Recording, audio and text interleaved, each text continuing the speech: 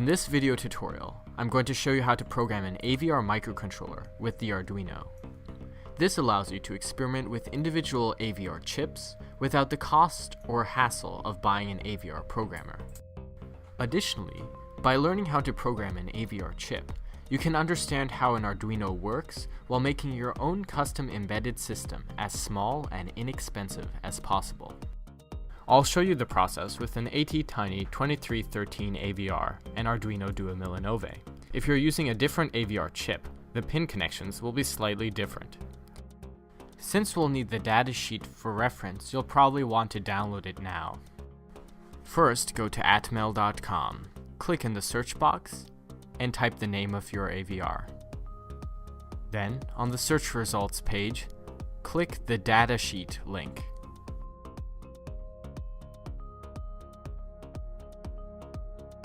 For this tutorial, you'll need an Arduino Duo Millenove, Uno, or Mega, an AVR microcontroller, 6 jumper wires and a breadboard, a 220 ohm resistor, a 10 microfarad capacitor, and an LED.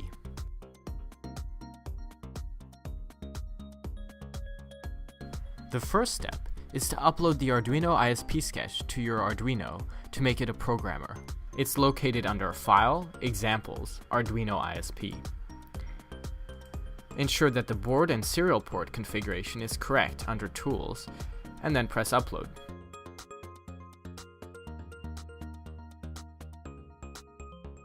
In step 2, we'll physically connect the AVR to the Arduino. Find the pinout for your AVR in the datasheet. Orient the chip correctly by looking for the top semicircular indent. Most chips also or instead have a small dot in the corner, indicating pin 1. In-circuit serial programming requires 6 connections. First, we need VCC, which is the positive supply or voltage. In this case, it's on pin 20. G and D is the negative supply or ground, on pin 10. Then we have 4 data connections. First, we find the reset connection on pin 1. Then, the UCSK serial clock on pin 19. Then, MISO, master in serial out data, on pin 18. And finally, MOSI, master out serial in data, on pin 17. Now let's connect the AVR to the Arduino. Start with an Arduino, a breadboard, and an AVR of your choice. First, connect VCC, the positive voltage supply, into the 5-volt pin on the Arduino. Next, connect the ground pin on the AVR to the ground pin on the Arduino.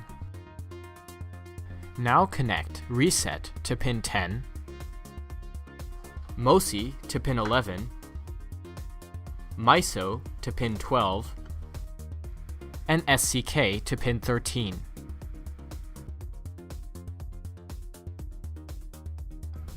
The code in this tutorial will use an LED connected to pin PD6 through a resistor to ground. One more gotcha. You'll need to disable the auto reset of the Arduino by connecting a 10 microfarad capacitor from reset to ground. Note that this will most likely need an electrolytic capacitor which has polarity. Make sure to connect the longer lead, the plus side, to reset and the shorter lead to ground.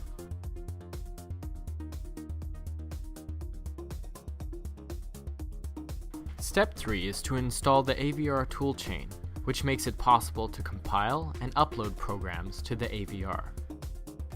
On Windows, download and install WinAVR. Make sure that the Install Files and Add Directories to Path boxes are checked. On Mac, you'll want to install Crosspack tools from Objective Development.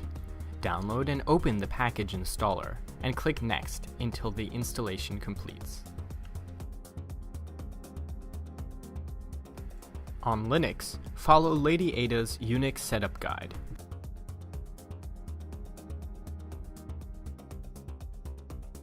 Step 4 is configuring your makefile, which sets the settings for the compiler and programmer. Get the template and change the settings at the top to reflect your setup. The device line should be set to the name of the AVR you're programming. Clock is the speed in hertz that the AVR is running at. In this case, I'm using the internal 8 MHz clock, so I wrote 8 million. The programmer line specifies the settings for the programming step. The code shown here is set to auto-detect the Arduino on Mac or Linux systems. On Windows, you'll have to set it manually to something like COM4. You can find the COM number of your Arduino in the Arduino program. The objects line specifies what C files should be compiled. For now, main.o is fine.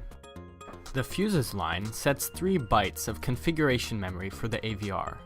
Things like clock source, reset, and programming disable. You can easily brick your AVR with these settings, so make sure you get them right. Luckily, there's an easy way to configure fuses. You can find out the recommended default settings for your particular AVR by using an online fuse calculator. If your circuit looks like the one in this tutorial, you can go ahead and use the defaults. Copy and paste the generated fuse bytes to your makefile's fuses line.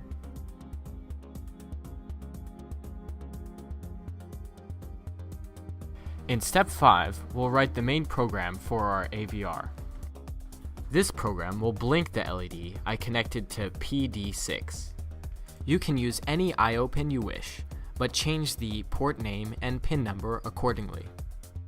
At the top, we'll have to define the CPU frequency in order to properly calculate delays. I'm using the internal 8 MHz clock, but the default fuses actually divide the clock by 8 internally. On most AVRs, this is enabled by default. So the actual frequency is 1 MHz, which I wrote here.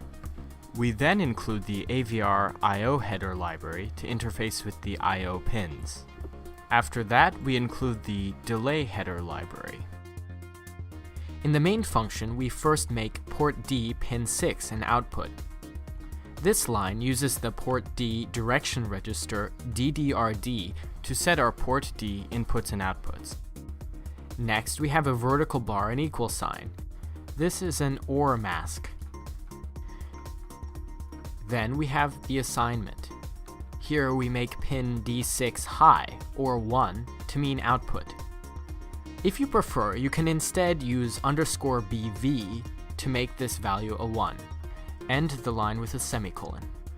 The for line creates our program's infinite loop.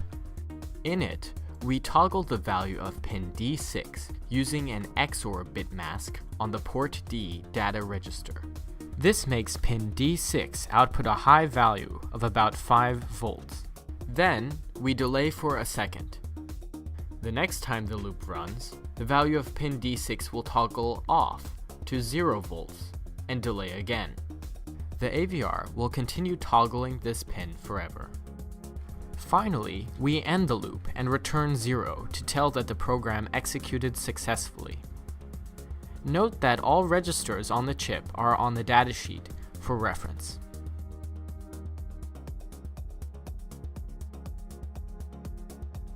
Finally, step 6, uploading the code to your AVR. Open the terminal and use the cd command to change directories to the folder with your makefile and main.c. Then, simply type make flash to compile your main.c into a hex file and upload it with AVRDude. And before you know it, the LED is blinking.